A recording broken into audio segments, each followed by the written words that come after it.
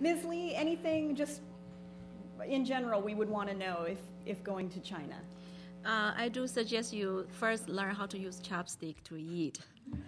That's daily life, and when your business partner hold a dinner for you, and if they have to prepare a fork and a spoon for you, it's a little bit inconvenient. So learn to use chopstick and learn to drink tea with leaves. Yeah, they pour the tea to the dry water to dry leaf. Tea leaf, then you drink like that, not the tea bag. So I do suggest you to drink green tea, the tea leaf kind. And another thing is, in China, like this professor mentioned, we don't do kiss or hug. Shake hand will be good enough. Yeah, especially for ladies, you don't kiss. Definitely know the sound even. So just shake hand will be good enough. That's one thing. Another thing is, in mainland China, when woman married to the husband, she doesn't change her last name or her family name. You don't assume if this host bring his wife, you call him like Mr. Wang and Mrs. Wang. That may not be the case. So you ask her name because she may have different last name, and she will not change to her husband's name. And that's one. And another, doing business, and people prefer you call his business title, right? If this person is a principal of the school, he prefer you call him Principal Zhang, Principal Wang, instead of Mr. something. Yeah, so you need to do your homework before you go. Make the list who you're going to visit and what his administrative title, and call this person with the title. He will feel more honored or respected. Thank you. Mr. Mercado. Yes, I travel a lot really through the world, and my region now is Latin America. And normally what I do before I travel, I try to learn my geography, where I'm at, where I'm going. Sometimes I go to a remote place. So it's good to know where you are in the map. Something happens and it gives you a reference as of where you're standing. Number two, I try to get a little bit of history of the place, political situations. The Department of State you can visit, and they give you advisories as of what's going on with the country. If there is any touchy subject against Americans, for example, that you should know in advance. Overall, do your homework. Try to research the place. Try to know and find out about the place, so when you present yourself in a business situation, you can speak intelligently about where you're at, okay? And that, in many ways, make the people on the other side respect you as a business individual, that you know and you have prepared to know about the place that you're visiting. That's my opinion. Okay, thank you. Mr. Palkovich. Yeah, I would like to say, really turn it around. First of all, it's really etiquette is a form to promote whatever you want to achieve. Really, this is what it's about. If it's about when you meet somebody, you fall in love, it's exactly the same way, how you behave. So etiquette from country to country, and I was fortunate to work and earn money in 5 different countries. I would say it is very similar from country to country, and I was fortunate to work in all these countries that are sitting here representing. So it is really how you approach what you want to achieve and how you behave in order to accomplish is the best. This is all what it's about. So really the behavior between the countries in a very general way are very similar. If we speak about Russia, it is you need to be dressed reasonable.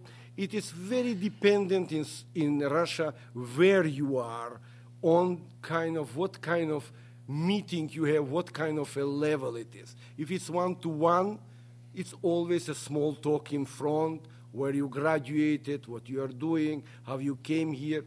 Politics is really left to later, not during the beginning meeting with the people. If you are coming to the official meetings, very official meetings, is as tight as their beginning of the meeting, announcement, who you are, what, and is going. No discussion, nothing private. But I would like to tell you something, that the biggest mistake that we all do is how we entertain the people. I found here, and when I came to South Carolina, one of the really disappointing points, how we meet the foreigners.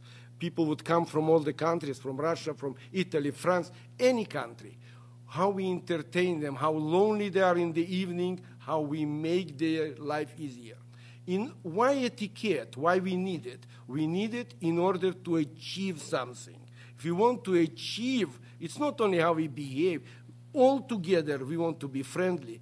Where equal conditions, people buy from friends. If the equipment is safe, the machine is same, everything is same, price is same, they buy from friend. So what you need to develop is this friendship. And there, never do to others what you would not like to be done to you. And it's so simple, and it's really simple. So. Thank you. Dr. Rajagopal? Well, a little bit background about India. When most people, they talk to me, they say, Indian culture, Indian cuisine, you got to understand India is like Europe. It's actually multiple cultures.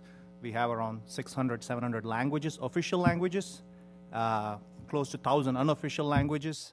Each state has a different culture. We have 6 to 7 main religions. I mean, the main ones are Hindus, Muslims, Christians. We have Jews who have been there for 2,000 years, Zoroastrians who came from Persia. So it's a very multicultural, diverse place. And depending on which region you go to, you will actually see different things there. So that's the first thing to understand, is that there is no really one thing as Indian culture. If you go down south, the big city is Madras or Chennai. In the west, it's Bombay, Mumbai, which is the financial capital. It's like New York. Delhi in the north, which is the political capital, like Washington, D.C. here, right?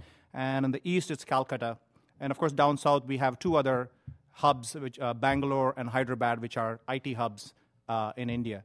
So second part of India is it's a mixture of traditional and modern societies. So you go to the city, the metros, you'll see very modern societies.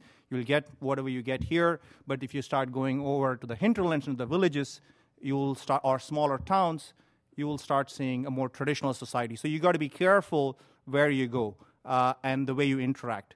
So kind of instead of giving you specific things like, you should do this, but I'll just give you a rule, kind of rule of thumb. For example, if you're going to greet a woman, wait for her to offer to shake hands with you, because you don't know whether she would actually shake hands with you or not. If she's from a traditional society, she would probably say namaste. If she's more westernized, then she would probably shake hands with you. But kind of give the benefit of doubt. Let the women take the initiative to decide whether you want to shake hands or not.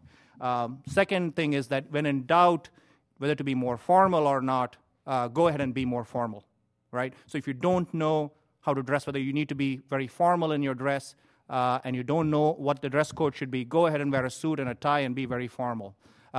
If you're in an IT company, dress codes are very not so formal, but maybe the first visit you go ahead and be formal, and then you can start dressing down. You can look what the clients are doing or your vendors are doing, and then adjust according to that. So let's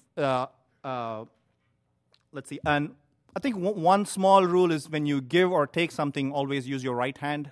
Left hand is considered unclean across India, so right hand would be the way to receive, give things. Again, if you go to places which are in the metros, they probably won't worry too much, but if you go to the traditional areas, it would consider to be unclean to use your left hand.